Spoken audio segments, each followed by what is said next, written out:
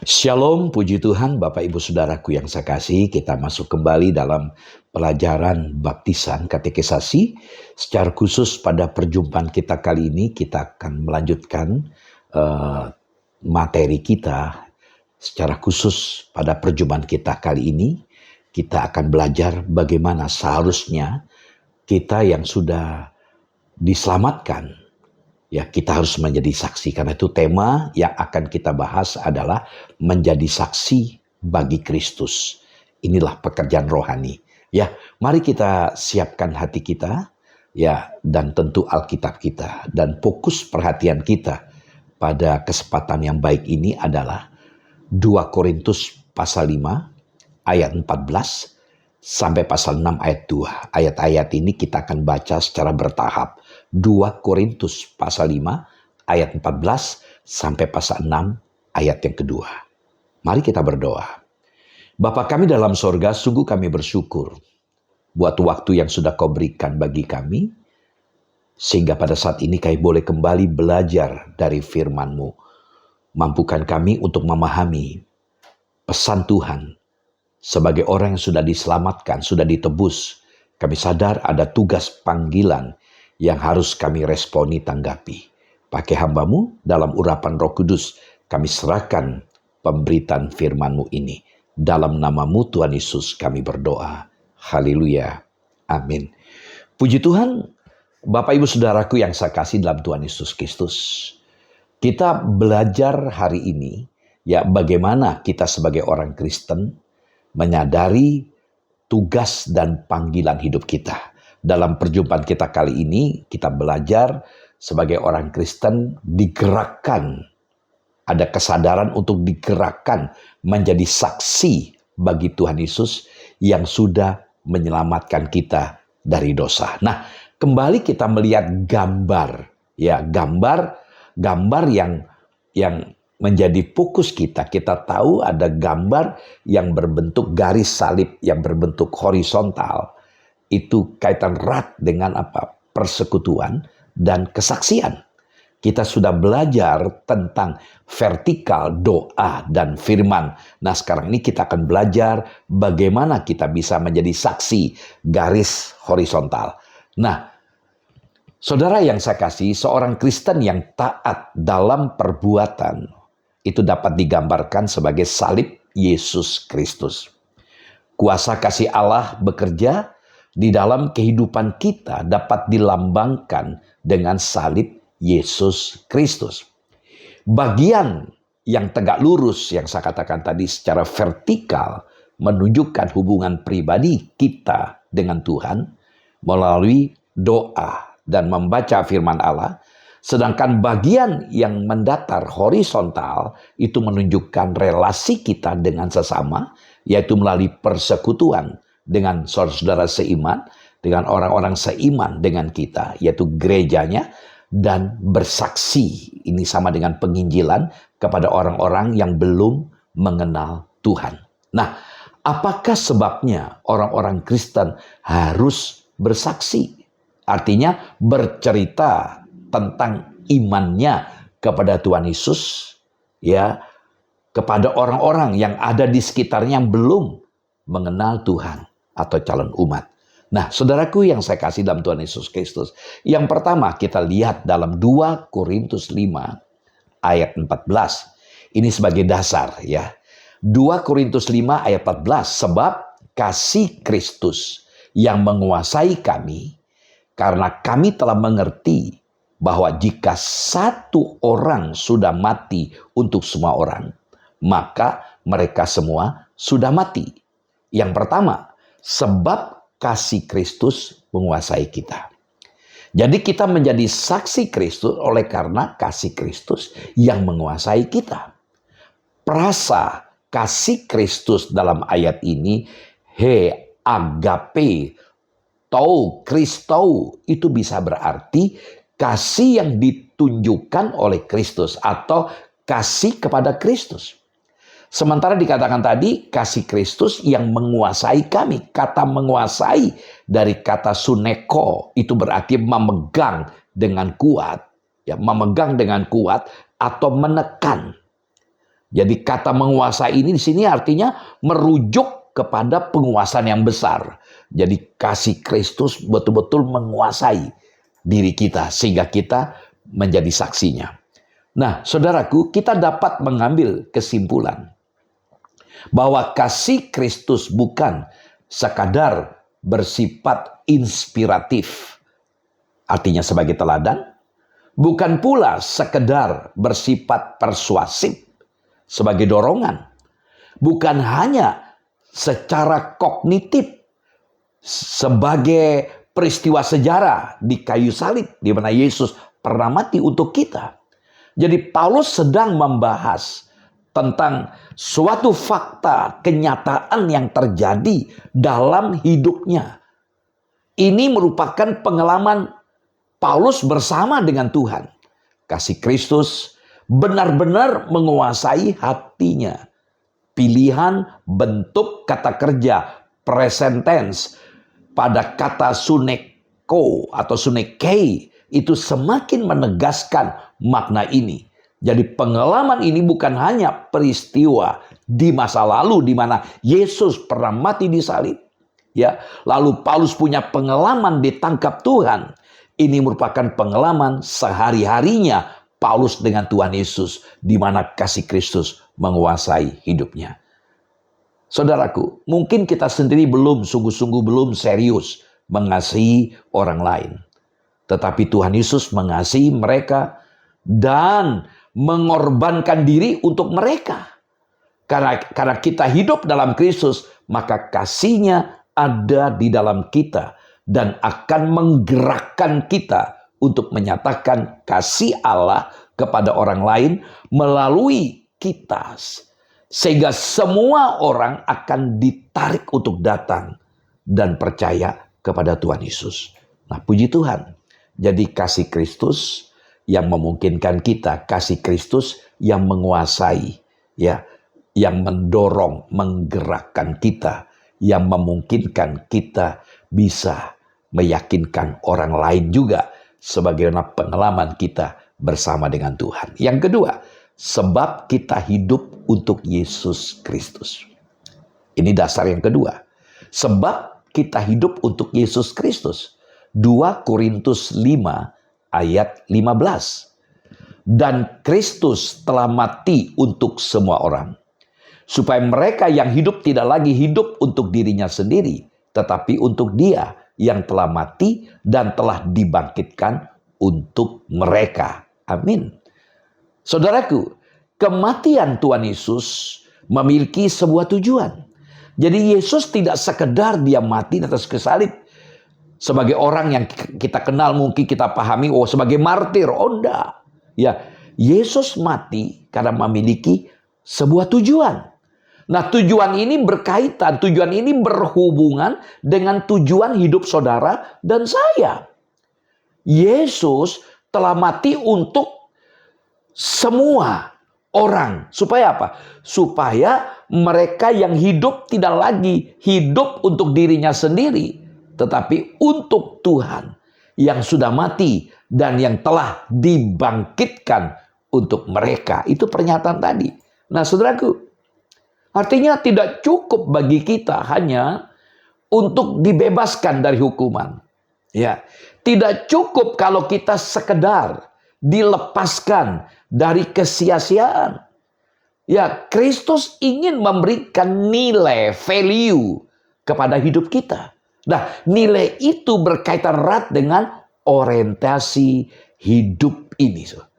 Nah, tujuan hidup kita diubahkan sebelum mengalami kematian dan kebangkitan Tuhan Yesus. Semua orang hidup untuk dirinya sendiri. Diungkapkan tadi dalam ayat 15. Tidak lagi hidup untuk dirinya sendiri. Berarti selama ini kita hidup untuk diri kita. Apapun yang kita lakukan hanyalah demi kepentingan diri kita sendiri, kenyamanan, dan kesenangan sendiri. Bahkan ketika kita melakukan kebaikan kepada orang lain, saudaraku, tujuan sebenarnya ternyata tetap untuk diri sendiri. Supaya kita mendapatkan kepuasan diri, pujian dari orang lain, atau upah atau pahala dari Allah. Semua kebaikan kita itu adalah jujur egoisme yang terselubung. Kita lihat di sekitar kita kan, banyak orang memberikan bantuan sosial. Istilahnya bansos. Ya, untuk apa? Karena untuk kepentingannya. Memberi karena ada pamrih. Di sini kita akan belajar bagaimana kita bersikap. Ya, karena kasih Kristus yang menguasai kita. Dan kasih itu yang memungkinkan kita untuk tidak lagi hidup bagi diri kita sendiri. Di dalam Kristus, semua kebaikan kita dimurnikan, saudaraku. Kita mengasihi karena lebih dulu dikasihi oleh Tuhan. Tidak ada motivasi lain, saudaraku. Kasih bukan sarana untuk mendapatkan sesuatu, tetapi kekuatan untuk memberikan segala sesuatu. Ketika kita tahu bahwa Tuhan mengasihi kita, maka sewajarnya lah kita memberikan, menyatakan kasih kita kepada orang lain.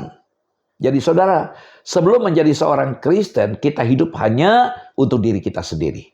Yesus telah mati dan bangkit kembali untuk kita. Dan kita telah menyerahkan diri kita kepada Dia sebagai Tuhan. Ya, sebagai Tuhan kita. Seharusnya kita ingin hidup bagi Dia.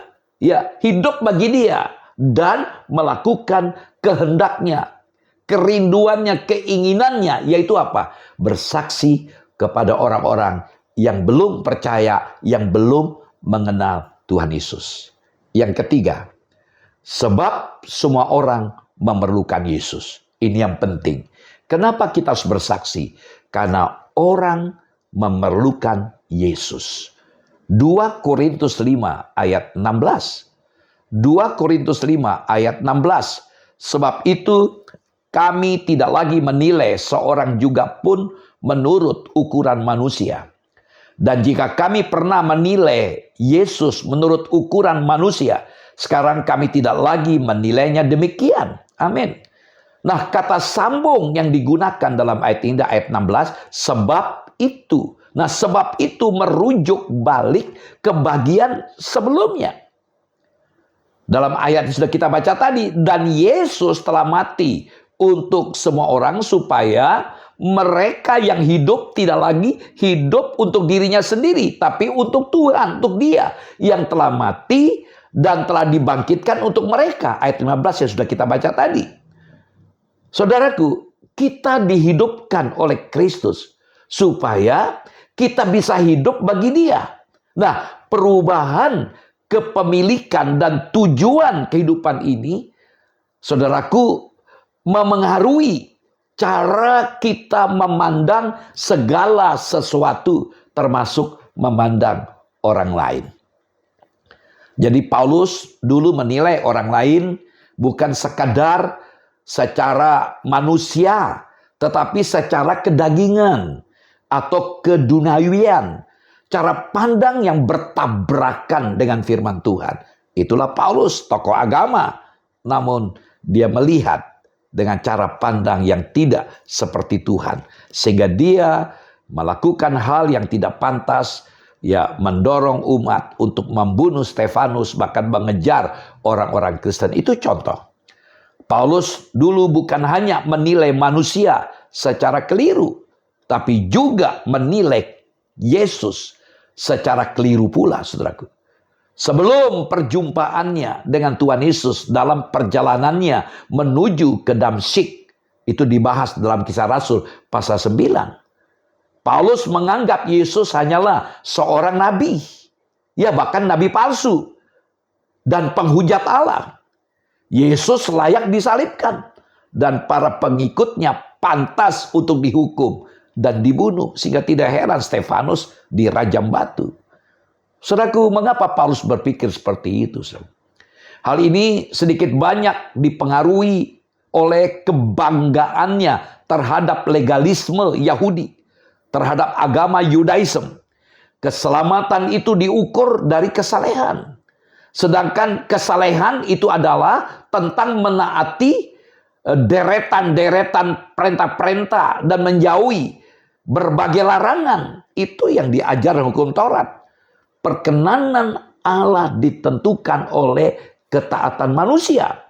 Tidak heran, cara pandang ini akan melahirkan sikap merasa diri yang paling benar. Dan ujungnya kurang berbelas kasihan dalam menilai orang lain yang terlihat kurang taat. Jadi cara pandang yang duniawi dalam teks Yunani kata sarka didasarkan pada kebenaran dan pencapaian diri sendiri. Itu cara memandangnya Paulus.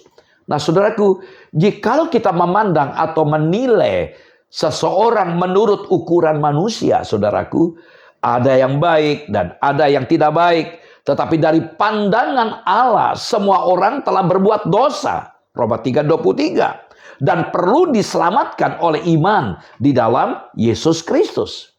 Kita harus memiliki keinginan supaya teman-teman dan keluarga-keluarga kita, bahkan seluruh dunia mendapatkan pengalaman seperti itu juga.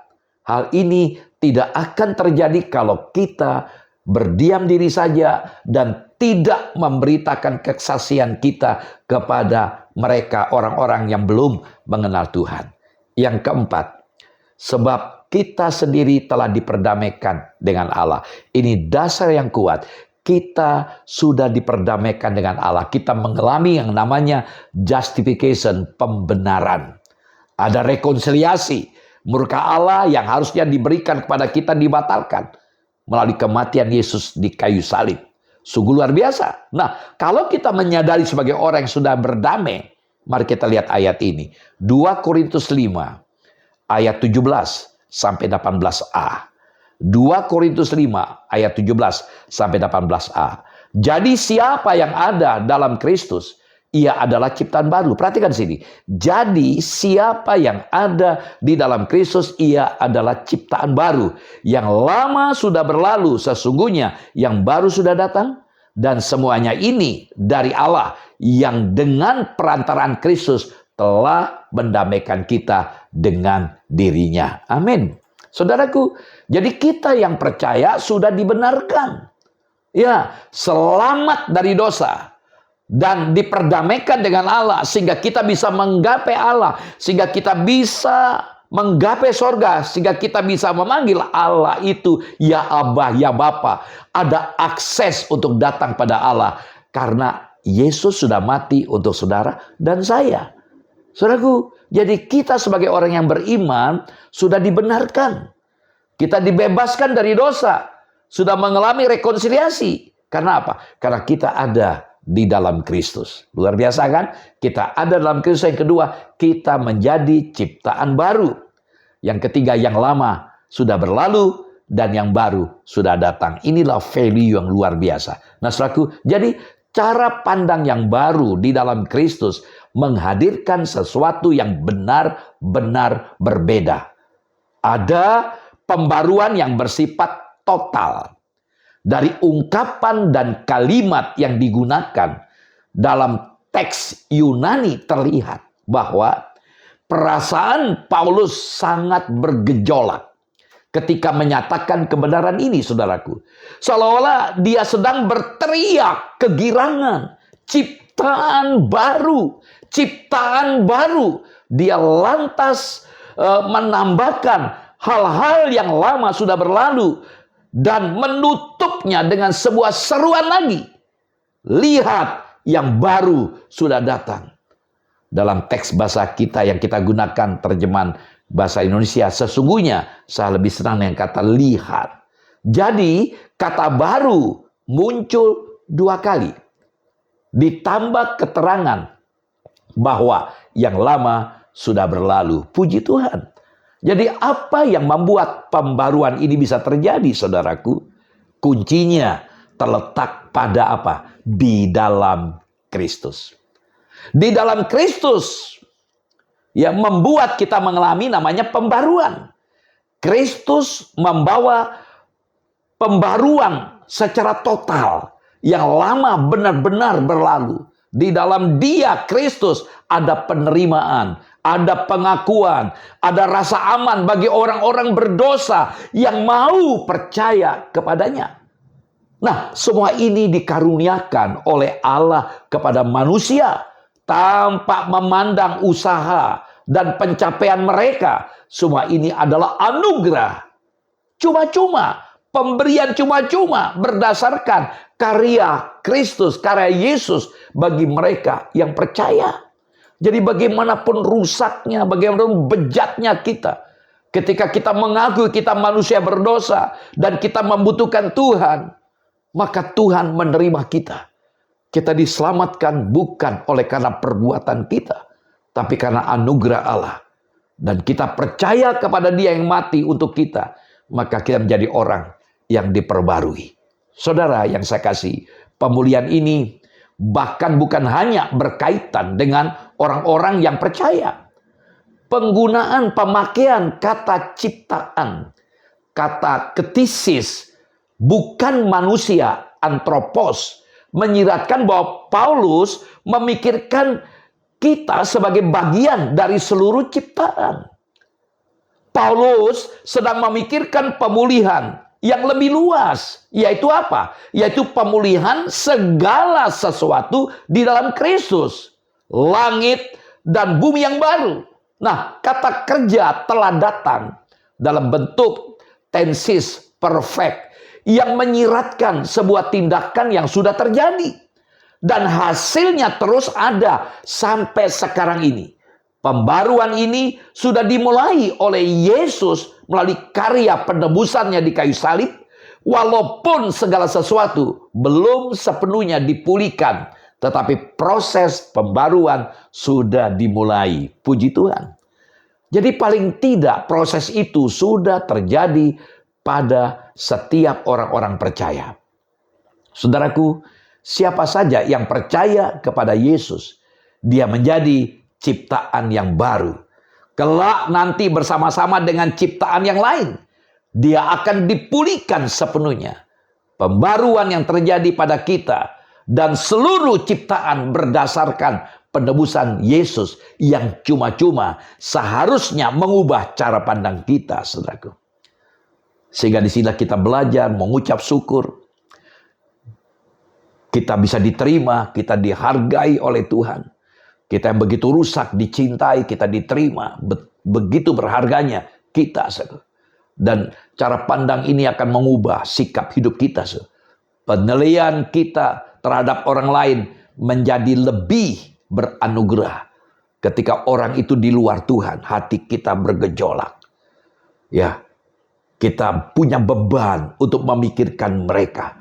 Kita cenderung berbelas kasihan, bukan menyalahkan tanpa alasan. Kalau kita sadar anugerah yang sudah Tuhan berikan kepada kita.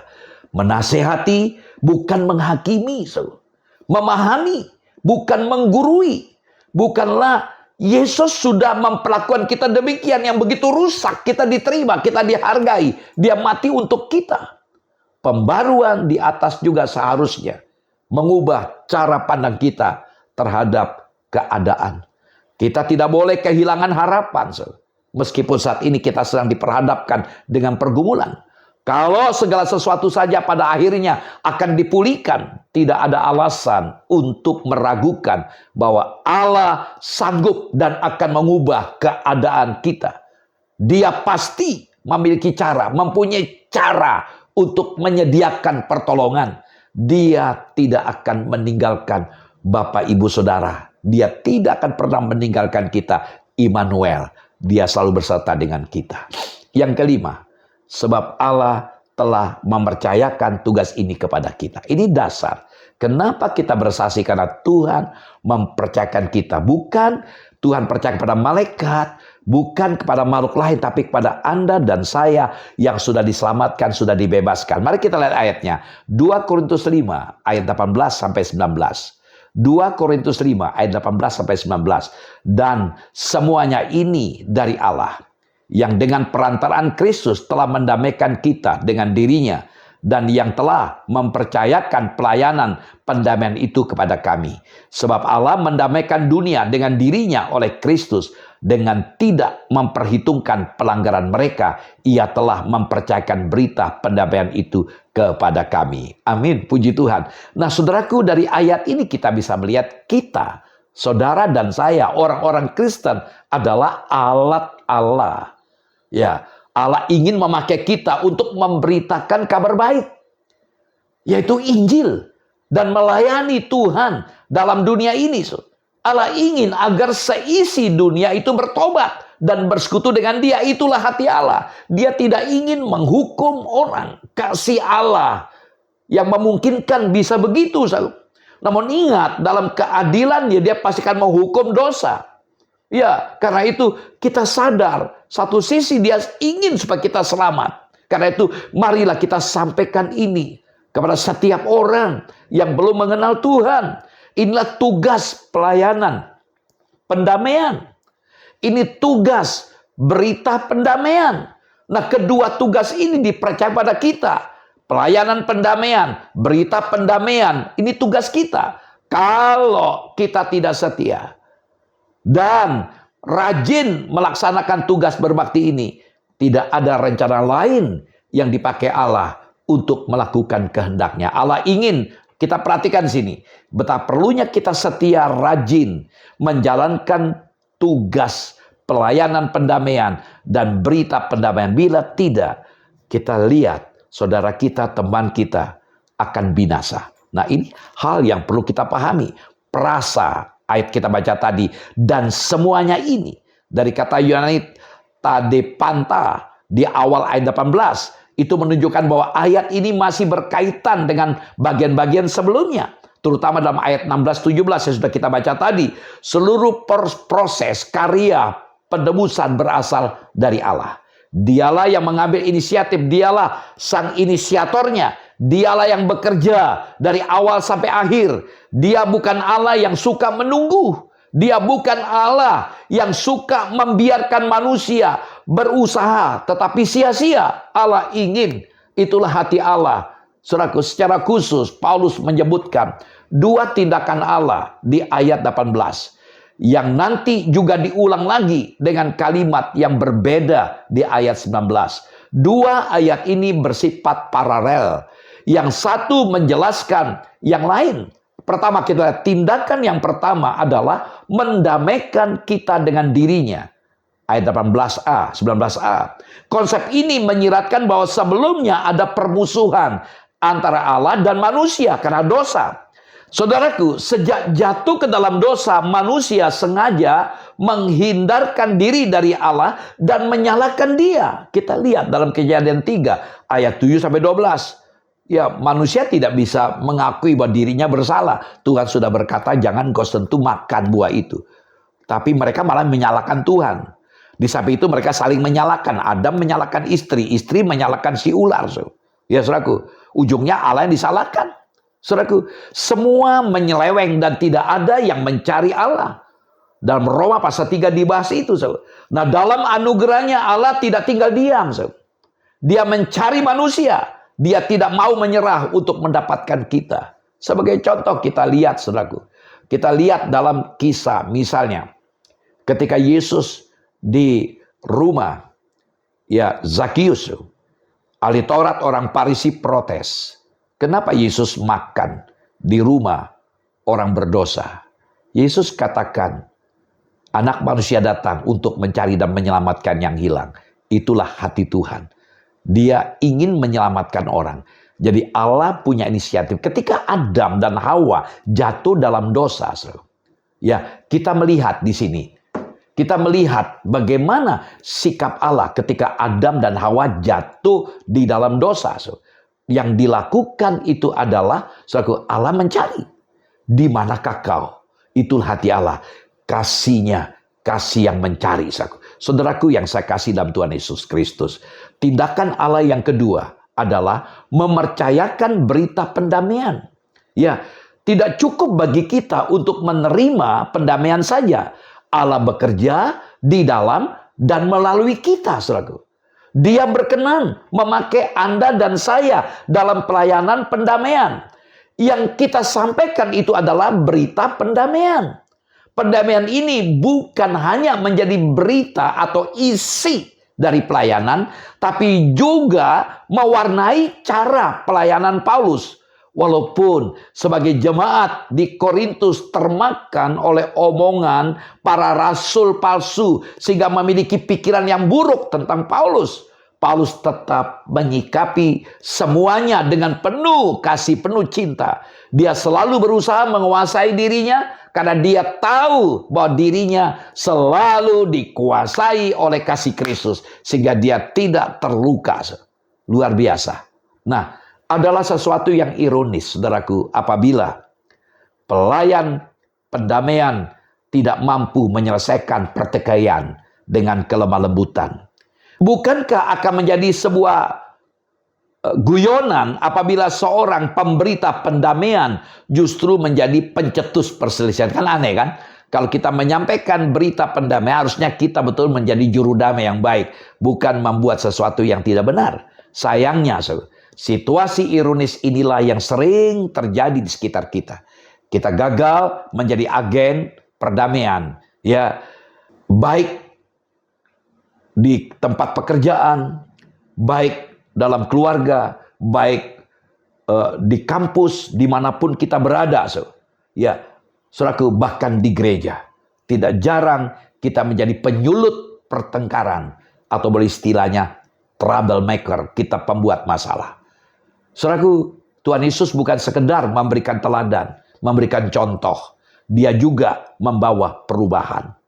Dia sudah bekerja di dalam diri kita, saudara dan saya. Dia juga rindu untuk bekerja melalui kita. Jadi apapun keadaan, kegagalan, dan kehancuran kita, anugerahnya selalu cukup untuk menopang dan membangkitkan. Dia tidak akan membiarkan pekerjaannya berhenti di tengah-tengah jalan. Luar biasa. Yang keenam, sebab Allah bekerja melalui kita. Luar biasa. 2 Korintus 5 ayat 20. Jadi kami ini adalah utusan-utusan Kristus. Seakan-akan Allah menasihati kamu dengan perantaran kami.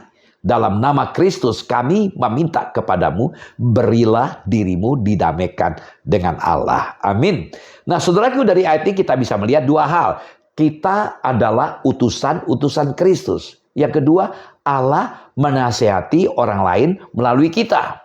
Nah, jadi bila kita memberikan kesaksian dan meminta orang lain diperdamaikan dengan Allah, itu bukan kita sendiri yang bersaksi, melainkan Kristus. Nah, Tuhan Allah yang ada dalam kita. Karena itu jangan takut, jangan ragu-ragu atau malu untuk menjadi utusan Kristus agar orang lain dapat diperdamaikan dengan Allah dan masuk ke dalam persekutuan Kristus bersama-sama dengan kita. Perhatikan, dia bersama dengan kita. Puji Tuhan. Yang ketujuh, sebab seorang hanya dapat dibenarkan dalam Yesus. 2 Korintus 5 ayat 21. Jadi kita dapat dibenarkan, ya, dalam Yesus Kristus. 2 Korintus 5:21. Dia yang tidak mengenal dosa telah dibuatnya menjadi dosa karena kita, supaya dalam dia kita dibenarkan oleh Allah. Perhatikan, saudara. Yesus tidak berdosa, dibuat berdosa oleh karena apa? Oleh karena kita, saudara dan saya yang berdosa. Jadi artinya apa? Yesus menjadi substitusi, pengganti dosa kita. Harusnya kita yang dihukum, tapi justru dia yang menggantikan posisi saudara dan saya. Jika Allah tidak melakukan apa-apa, maka manusia tetap akan berada dalam keadaan yang sama. Tapi dalam anugerahnya, Allah bertindak. Dia tidak menunggu. Dia mengambil inisiatif mencari kita, menyelamatkan kita. Hanya Yesus yang menanggung dosa manusia agar kita diselamatkan. Semua usaha manusia itu adalah sia-sia. Saudaraku, Yesus dibuat menjadi dosa oleh karena kita, supaya kita dibenarkan dalam dia. Yesus dibuat berdosa karena kita. Tujuannya apa? Supaya kita dibenarkan dalam dia. Luar biasa kan? Kasihnya yang memungkinkan kita bisa alami itu. Jadi Yesus saja dapat membenarkan manusia. Maka kita harus memberitakan kabar itu. Good news, kabar baik. Agar mereka akan mendengar dan mendapat kesempatan untuk percaya. Dalam Roma 10:17, iman itu muncul karena mendengarkan. Puji Tuhan. Sebagai penutup, saudaraku, kita baca dalam 2 Korintus 6 ayat 1 dan 2. 2 Korintus 6 ayat 1 dan 2. Demikian firman Tuhan. Sebagai teman-teman sekerja, kami menasihatkan kamu supaya kamu jangan membuat menjadi sia-sia kasih karunia Allah yang telah kamu terima. Sebab Allah berfirman, pada waktu aku berkenan, aku akan mendengarkan engkau, dan pada hari aku menyelamatkan, aku akan menolong engkau. Sesungguhnya waktu ini adalah waktu perkenanan itu. Sesungguhnya hari ini adalah hari penyelamatan itu. Saudaraku, kita melihat di sini, kita belajar untuk meresapi apa yang Tuhan mau kita dengar. Kasih karunia Allah untuk menyelamatkan manusia di dalam Yesus menjadi sia-sia jikalau kita gagal mengabarkan Injil. Roma 10:14, Roma 10 ayat 14 dikatakan, tetapi bagaimana mereka dapat berseru kepadanya jika mereka tidak percaya kepada Dia? Bagaimana mereka dapat percaya kepada Dia jika mereka tidak mendengarkan tentang Dia? Bagaimana mereka mendengar tentang Dia jika tidak ada yang memberitakannya? Artinya apa? Perlu ada yang diutus untuk memberitakan. Anda dan saya harus pergi menyampaikan kabar baik kepada mereka supaya mereka bisa mendengar. Iman timbul karena mendengar. Allah berjanji menolong kita, saudaraku, dan menyelamatkan semua orang yang datang kepadanya. Dia ingin agar semua orang selamat. Bukan pada masa depan saja. Tapi perhatikan ayat tadi, hari ini. Hari ini adalah hari perkenanan. Hari ini adalah hari penyelamatan itu. Karena itu jangan tunda-tunda hari ini. Nah, puji Tuhan. Sebagai pertanyaan yang perlu kita diskusikan. Pertama, apakah yang wajib kita lakukan sebagai seorang Kristen? Apakah arti dari bersaksi? Apakah sebabnya kita harus bersaksi? Apakah bukti kasih dan ketaatan kita kepada Tuhan? Pikirkan, renungkan itu. Tuhan Yesus memberkati. Bapa kami dalam sorga, kami datang kepadamu. Hari ini Engkau memanggil kami, orang-orang yang berdosa namun sudah ditebus, diselamatkan, dibenarkan, diterima sebagai anak-Mu. Dan Engkau memberikan tugas bagi kami untuk menyampaikan kabar baik kepada siapapun. Mampukan kami untuk menjadi berkat bagi orang lain. Kami menjadi juru damai. Biarlah berita damai itu boleh kami sampaikan kemanapun. Di tengah-tengah dunia yang sedang kebingungan tentang hakikat hidup ini. Mampukan kami Bapa. Kami boleh menjadi saksi-Mu yang efektif. Yang boleh membawa orang-orang kepada Engkau. Terima kasih, urapi kami. Dalam nama-Mu Tuhan Yesus, berkat Tuhan menyertai setiap kami. Tolong setiap kami kalau ada yang lemah. Bawa kami untuk tetap memandang Tuhan. Biar hidup kami boleh menjadi berkat. Di tengah dunia yang sedang mengalami begitu banyak gejolak, kami mampu memberikan jawaban lewat pelayanan kami kepada setiap orang-orang yang sedang membutuhkan Engkau. Terima kasih Bapa, pakai hidup kami. Dalam nama-Mu Tuhan Yesus, kami bersyukur, berterima kasih. Haleluya. Amin. Shalom, sampai jumpa lagi. Tuhan Yesus memberkati.